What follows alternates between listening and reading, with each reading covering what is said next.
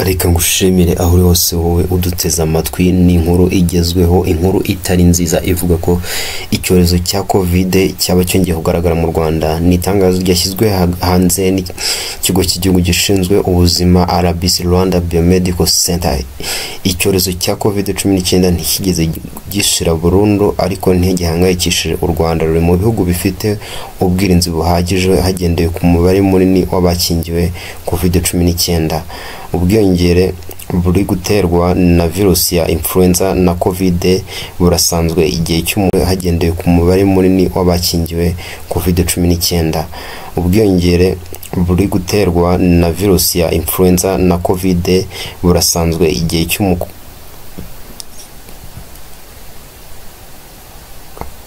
cy'umukamuko kuva mu itumba tujya mu ki.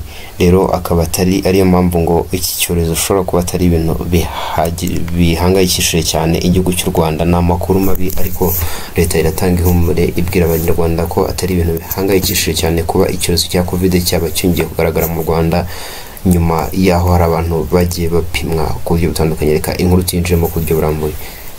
Gezweho ariko inkuru itari nziza ku bijyanye n'ubuzima, kuko u Rwanda rwamaze gutangaza ko covid-19 yongeye kugaragara mu gihugu. Ikigo cy'igihugu cy'ubuzima RBC cyatangaje ko icyorezo cya covid-19 cyongeye kugaragara mu Rwanda nyuma y'uko mu bihugu bitandukanye by'isi hashize iminsi hacaracara aya makuru, kandi ko iki cyorezo gikomeje kwiyongera.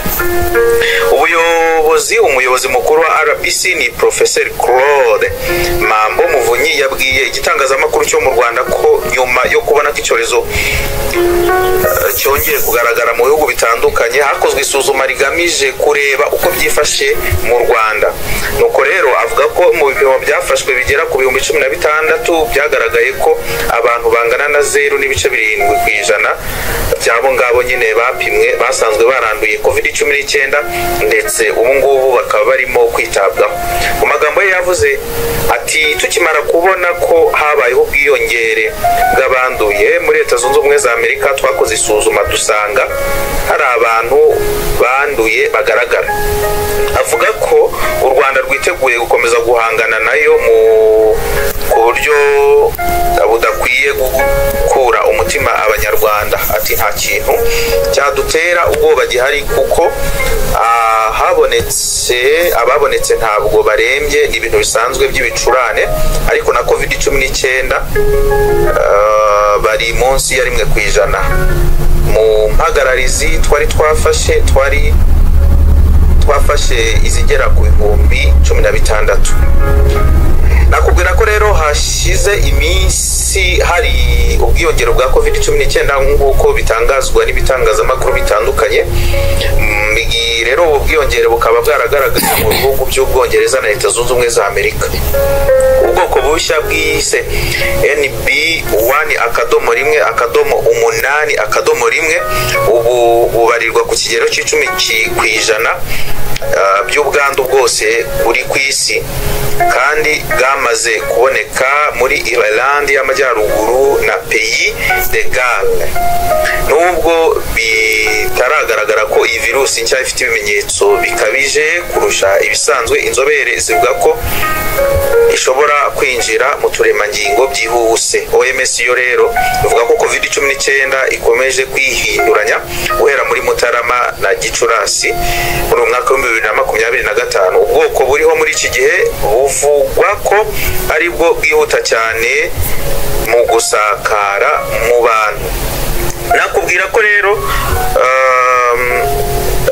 ibingibi bitangajwe, covid-19 yagiye igaruka nyuma y'uko n'ishami ry'umuryango w'abibumbye ryita ku buzima ni WHO cyangwa OMS yari ritangaje ko hitezwe icyorezo gishya kitazwi. Mu nkuru twabagejeje ho mu minsi ishize harimo n'iyi ngiyi.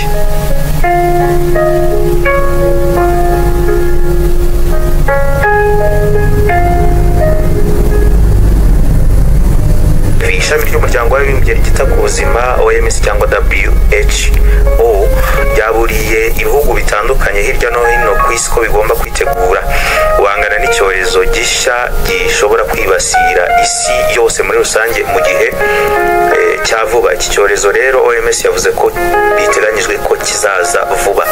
Byatangajwe n'umuyobozi mukuru wa OMS Dr. Tedros mu ijambo yavugiye yavuze ku itariki 7 Mata mwaka 2025 akangurira za guverinoma z'ibihugu gutangira gushora imari mu bikorwa remezo by'ubuvuzi no gushyira imbaraga mu kurangiza amasezerano mpuzamahanga yo gukumira ibyorezo.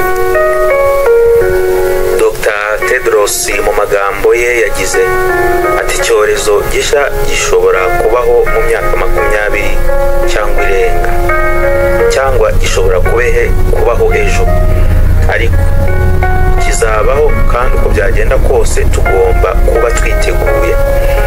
Avuga ko icyorezo gishya gishobora kwangiza byinshi mu mibereho no mu bukungu kuruta iby'intambara zangiza. Yerekana ko ishoramari rikenewe mu buvuzi ryaba rike cyane ugereranyije n'uko za guverinoma zishora akayabo mu bya gisirikare. OMS ivuga ko COVID-19 iheruka kuzahaza isi yahitanye abantu miliyoni 20 ku isi yose, itwara miliyari ibihumbi 10 z'amadolari ku isi yose. Bill Gates ni umwe mu baherwe bakomeye muri Leta Zunze Ubumwe za Amerika muri Gashyantare kwezi kwa 2 mu Kinyarwanda, ubwo yari mu kiganiro The View kuri television ya ABC News avuga ku gitabo cye gishya yasohoye yise Source Code My Beginnings. Yavuze ko abantu bakwiye kwitegura icyorezo gishya nyuma ya COVID-19. Aha yakomoje kandi ku bijyanye n'ibyorezo yakunze kuburira isi, ari nabwo umunyamakuru yamubajije uko yabyakiriye ubwo icyorezo cya COVID-19 cyabaga mu mwaka wa 2020 nyamara yari yarakivuze mbere y'uko kiza. Bill Gates yasubije avuga ati ikibabaje n'uko icyorezo cyari giteganyijwe rwose cyabaye. Yongeyeho ko kandi atari cyo gusa kizibasira isi, ahubwo ko no mu gihe kiri imbere hazaza n'ikindi cyorezo gikomeye kurusha icyabanje. Magambo ye, Bill Gates umuherwe wo muri Leta Zunze Ubumwe za Amerika yaravuze ati kandi ntabwo icyo cyorezo ari cyo cya nyuma, ubutaha hashobora kuzabaho igikomeye kurushaho. Bill Gates agereranya igihe iki cyorezo kizibasira isi akavuga ati gishobora kuba rimwe mu myaka 25 iri imbere, kandi bitewe na virusi ziriho ubu zateye ibyago bingana 10% icyorezo cyaba mu myaka 4 iri imbere. Reka ngushimire aho twabanye muri iki kiganiro. Ibiganiro byacu nakagaruka ibuka gukanda subscribe ni mutarayikora, kandi igihe ni iki kugira ngo ugezweho n'amakuru ajyanye n'igihe. Islam Shalom.